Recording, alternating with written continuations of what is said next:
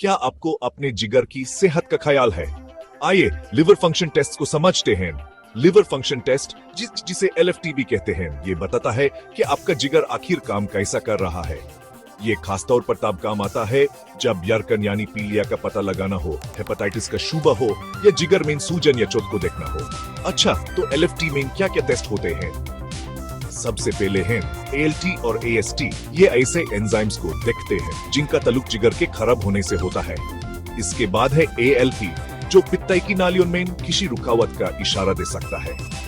फिर आता है बिलीरुबिन, डायरेक्ट और टोटल दोनों किस्म का। इससे यरकन यानी पीलिया का पता चलता है।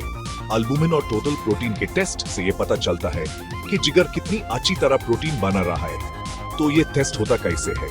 बहुत आसान। आपकी रक्त से खून का नमूना लेकर उसे लैब में चेक किया जाता है। अगर ALT या AST बढ़े हो तो ये जिगर की खराबी का इशारा हो सकता है। बिलीरुबिन का बढ़ा होना यरकन या जिगर की किसी बीमारी की अलामत हो सकता है।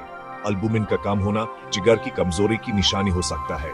क्या आपको थकान महसूस होती है, उल्टी जैसा दिल होता है या आंखें पीली लग रही हैं?